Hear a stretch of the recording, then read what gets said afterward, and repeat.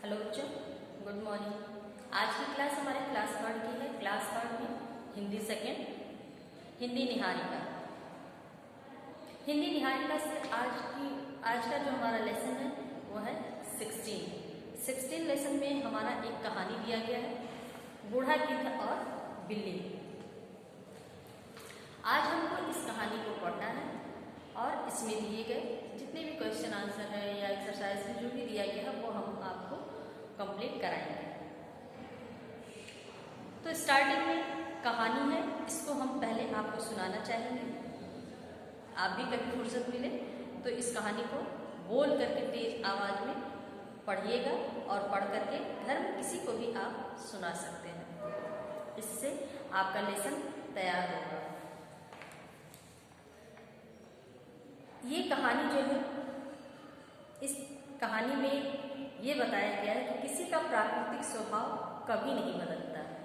यानी हर व्यक्ति का अपना एक स्वभाव होता है। वो जैसा होता है वो आगे चल करके उसके स्वभाव में कोई बदलाव नहीं आता है। उसके रहन सहन में बहुत अधिक बदलाव नहीं आता है। समय के अनुरूप भी कुछ लोग ऐसे होते हैं जो कभी भी बदलते नहीं हैं। बिना सोचे समझे किसी पर विश्वास करना अत्यंत हानिकारक होता है। यही इस कहानी का संदेश है। कहने का मतलब ये है कि आप छोटे बच्चे हैं, आपको अपने घर के बड़ों की बात माननी चाहिए। जैसे माँ बाप समझाते हैं कि कभी भी कोई बाहरी व्यक्ति अगर आता है, कोई अजनबी अगर आपके पास आता है और आपको किसी भी तरह का लालच देता है तो आपका फर्ज यही है कि आप अपनी माँ बाप की सिखाई हुई बात को माने। उस अजनबी के बहकावे में ना आए। माँ बाप हमेशा आपका भला चाहते हैं, आपको अच्छी सीख देंगे। यही चीज इस कहानी के द्वारा समझाया गया है कि अगर कोई अच्छी सीख देता है तो उसकी सीख को समझना चाहिए, मानना चाहिए। लेकिन माँ बाप अगर किसी बात के लिए मना करते हैं तो वो भी आपका मानने का फर्ज बनता है, क्योंकि उसमें आपकी ही कहीं न कहीं भलाई होती है। जैसे कि इस कहानी में समझाया गया है कि किसी बिना सोचे समझे किसी पर भी विश्वास नहीं करना चाहिए। ये कहानी एक बूढ़े गिद्ध और बिल्ली पर आधारित है। इस कहानी में गंगा के किनारे एक बरगद का पेड़ था। उसकी खोखल में एक बूढ़ा गिद्ध रहता था। कहानी यहीं से हमारी शुरू होती है कि गंगा नदी बह रही है। नदी के किनारे पे एक बरगद का पेड़ रहता है। बरगद का पेड़ काफ़ी पुराना था, इसलिए उसकी जो तने होते हैं मोटे मोटे, उसमें एक खोखल सा बना हुआ था। उस खोखल में एक बूढ़ा गिद्ध रहता था। गिद्ध बूढ़ा हो गया था, उसकी आंखें भी कमजोर हो गई थी, उसका शरीर भी कमजोर हो गया था। तो वो कहीं आने जाने में उसको बहुत दिक्कतें आती थी। उड़ नहीं पाता था, अपने लिए भोजन की व्यवस्था नहीं कर पाता था।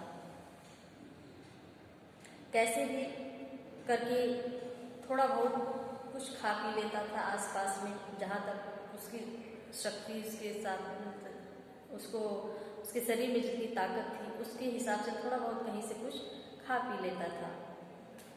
यहाँ तक कि उसके नाखून भी घिस गए थे, छोटे हो गए थे, जिससे वो शिकार भी नहीं कर पाता था।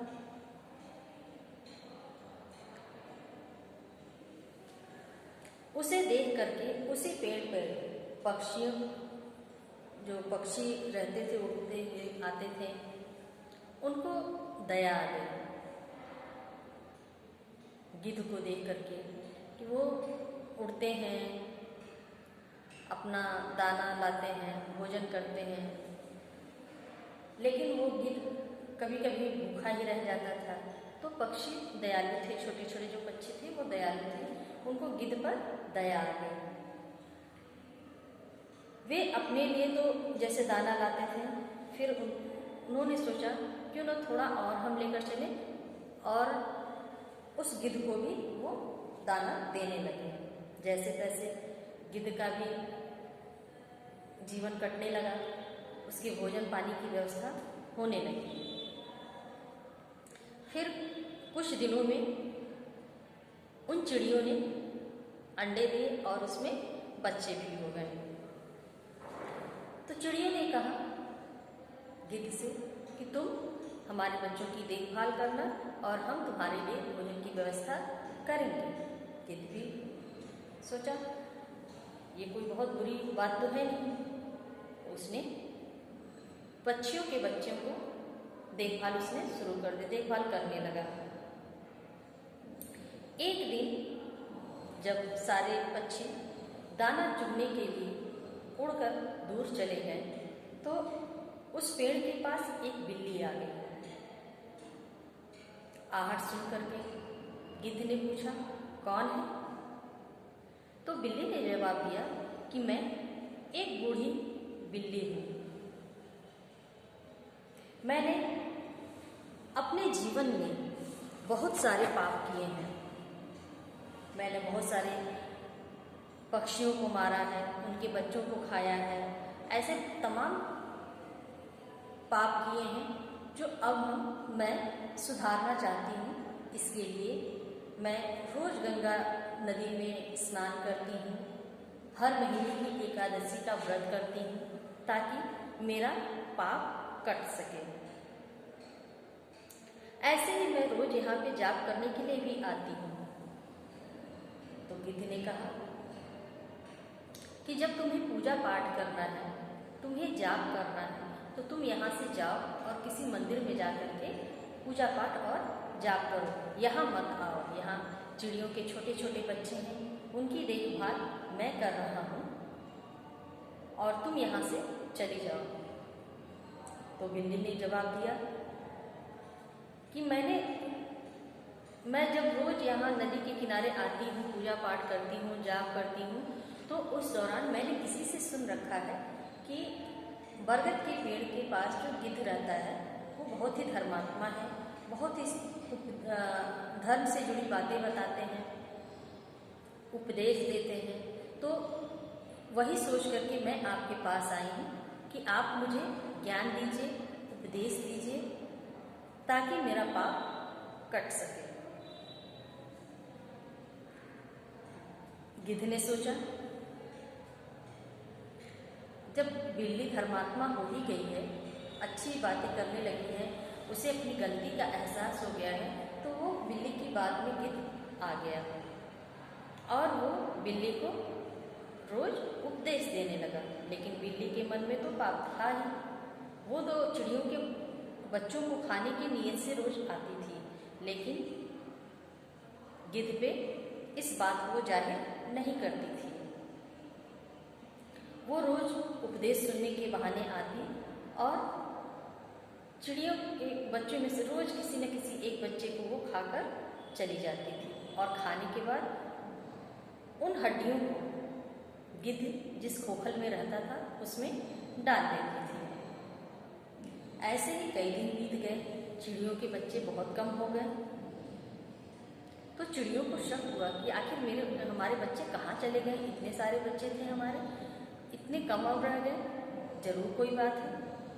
फिर उन्होंने अपने बच्चों की तलाश शुरू की। वो अपने बच्चों को खोजने लगे। खोजते खोजते वो गिद्ध की खोखल में भी चले गए।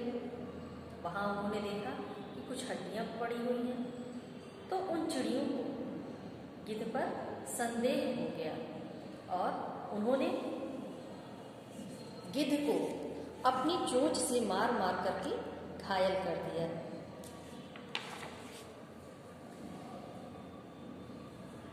और जब गिद्ध घायल हो गया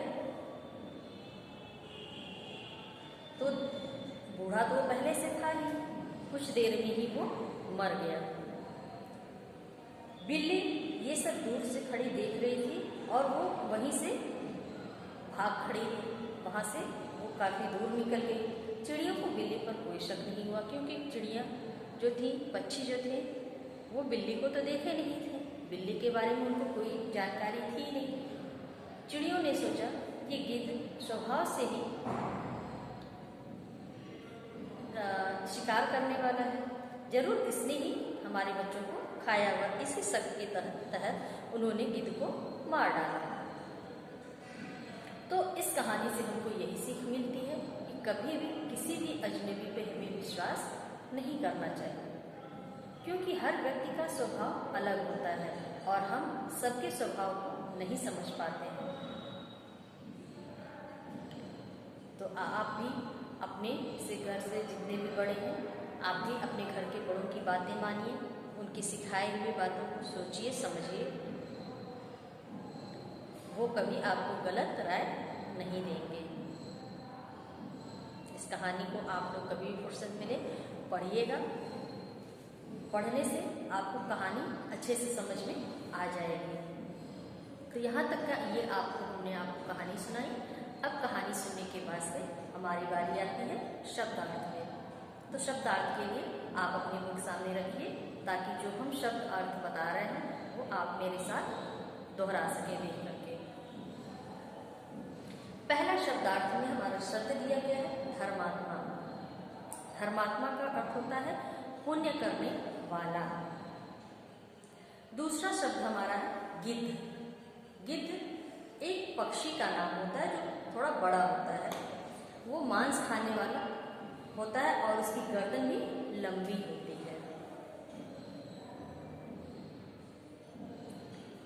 इसमें दिया गया है कि गिद्ध मांस खाने वाला लंबी गर्दन का पक्षी।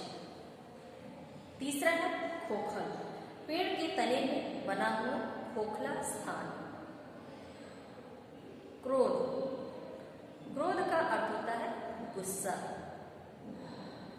स्वभाव, स्वभाव का अर्थ है प्रकृति। उपदेश, शिक्षा, विश्वास, भरोसा, नित्य, प्रतिदिन, व्रत, उपवास, वंश, खानदान। तो यहाँ तक हमारा शब्दार्थ पूरा हो गया। अब बारी आती है प्रश्नोत्तर पे।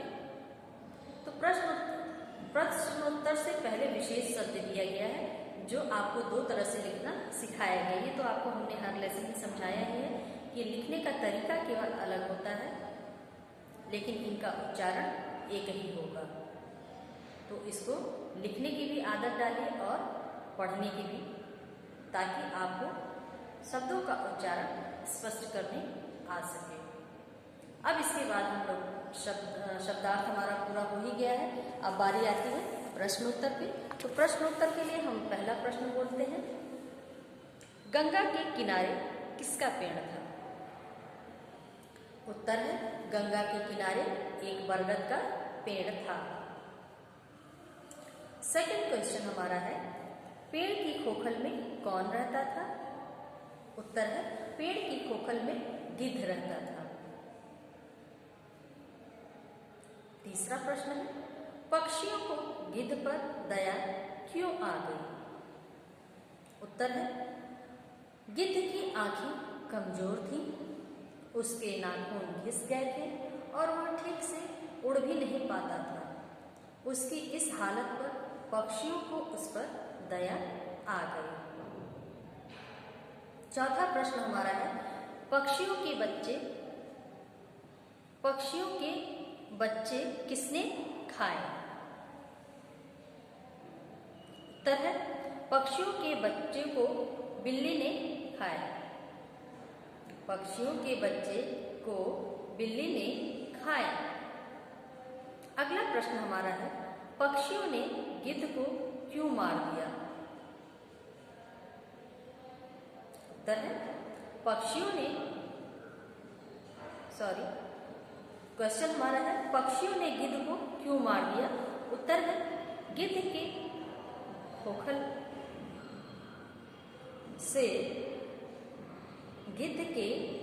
से यानी जिस खोखल में वो गिद्ध रहता था, पक्षियों के बच्चों की हड्डियां मिली। पक्षियों ने समझा कि उसी ने उनके बच्चों को मारा है, इसलिए उन्होंने गिद्ध को मार दिया। अगला प्रश्न है, गिद्ध को भोजन कौन देता था और गिद्ध बदले में क्या करता था? उत्तर है, गिद्ध को भोजन पक्षी देते थे और बदले में वह पक्षियों के घोंसले में न होने पर वह उनके बच्चों की देखभाल करता था।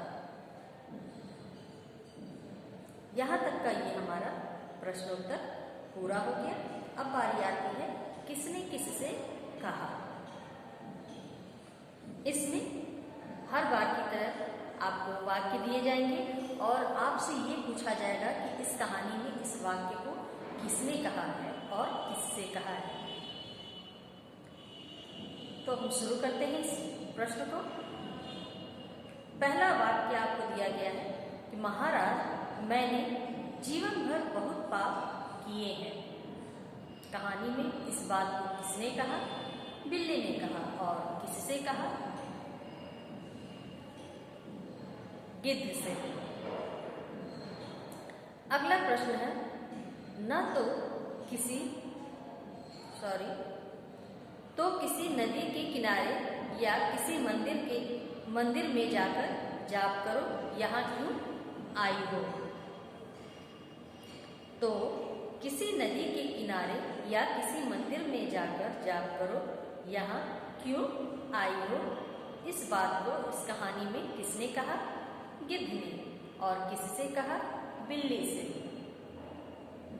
अगला प्रश्न हमारा है, भाग जा यहाँ से, यहाँ तेरा क्या काम? कहानी में इस बात को किसने कहा? गिद्ध ने कहा। और किससे कहा? बिल्ली से। अगला प्रश्न हमारा है, यदि यह बात है तो तुम उपदेश सुनने मेरे पास आ जाया करो। इस बात को किसने कहा? गिद्ध ने कहा। और किससे कहा? बिल्ली से कहा।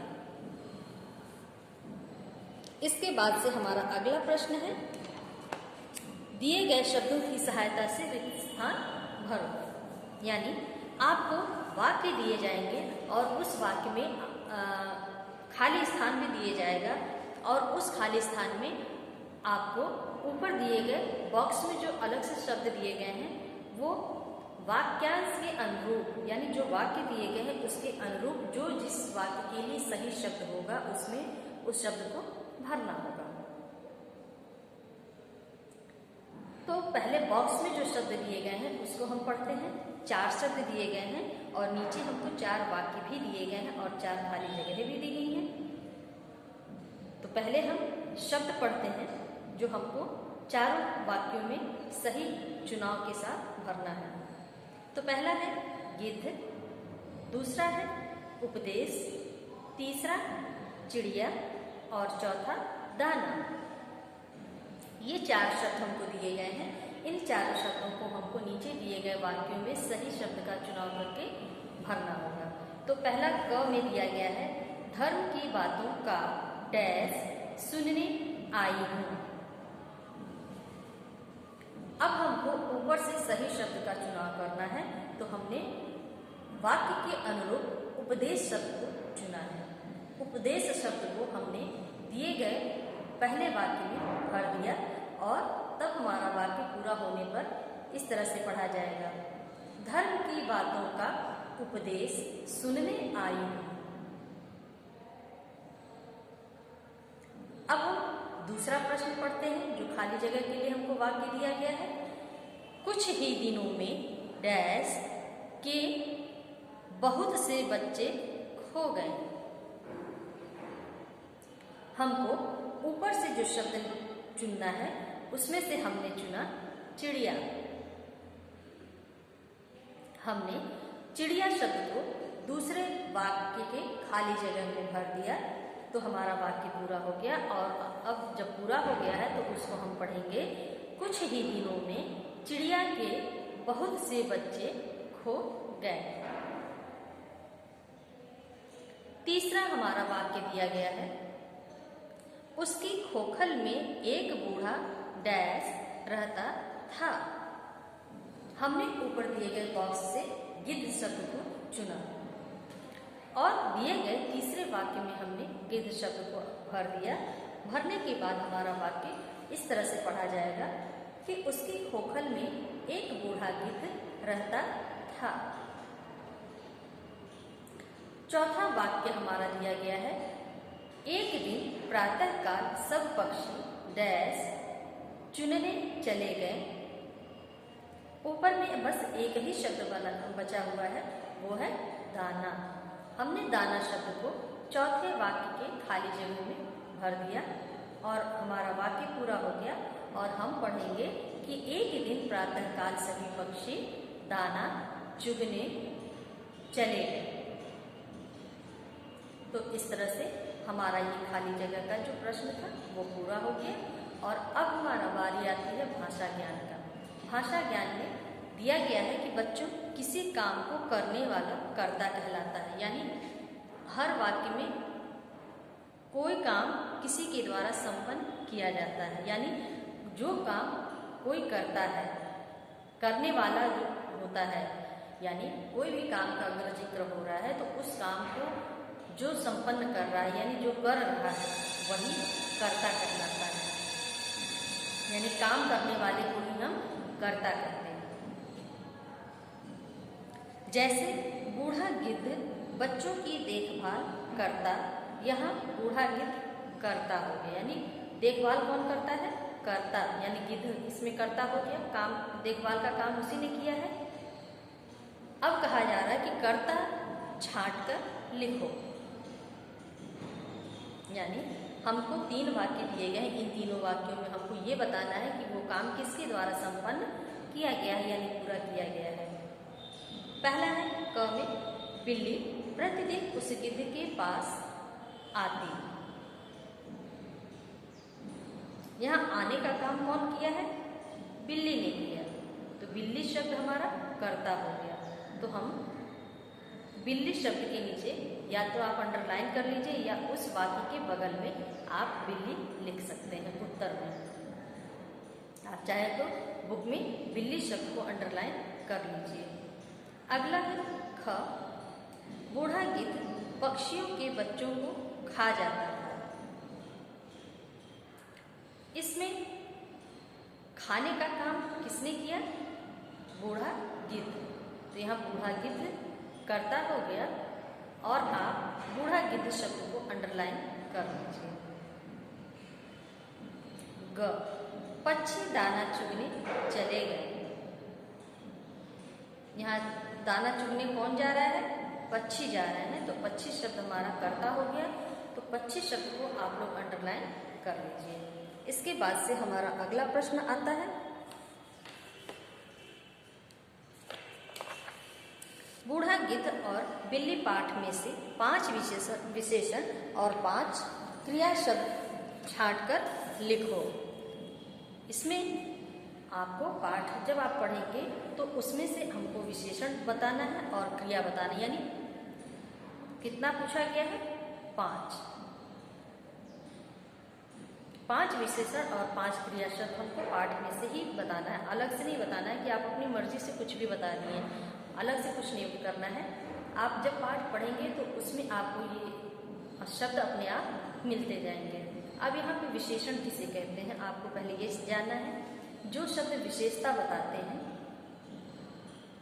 उनको ही विशेषण कहते हैं। विशेषता क्या है? किसी भी वस्तु या व्यक्ति के बारे में जब आप बताते हैं, चाहे वो अच्छा हो या बुरा हो, वही विशेषता कहलाता है। तो ऐसे 5 शब्द आपको ढूंढ करके लिखने हैं। और दूसरा क्या है? क्रिया शब्द बताना, यानी काम करने वाले जितने भी शब्द पाठ में दिए गए होंगे उनमें से कम 5 शब्द आपको ढूंढ करके बुक में लिखने होंगे। इस प्रश्न को आप लोग कॉपी में मत करिएगा,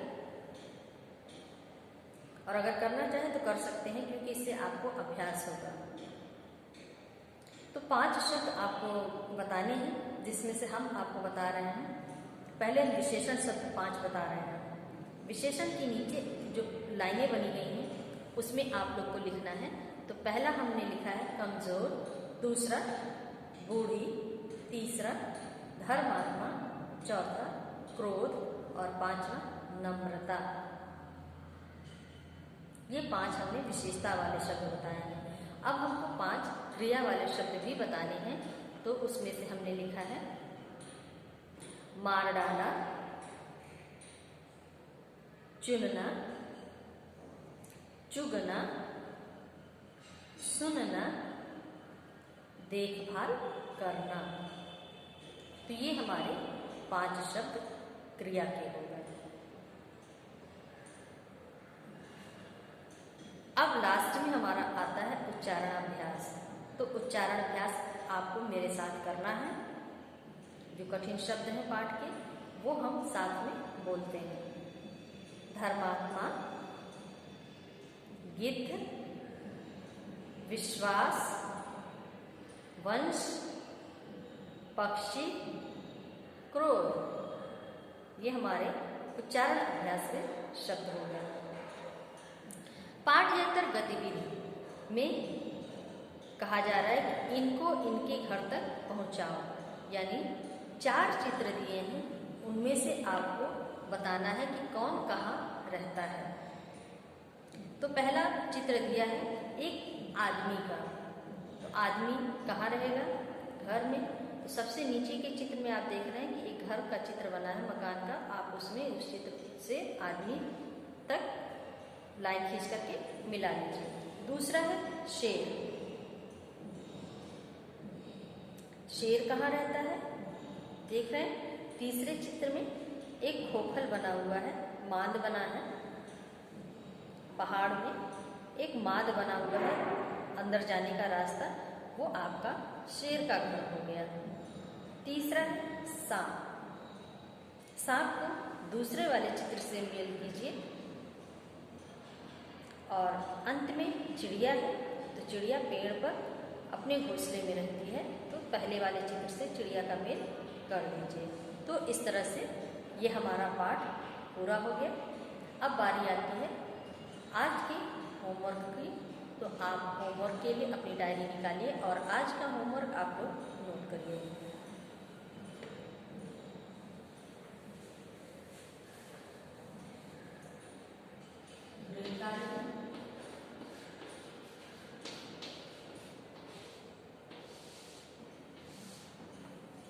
शब्दार्थ हम आपको लिखने के लिए दे रहे हैं, वो आप बुक से देख करके लिखना है। शब्दार्थ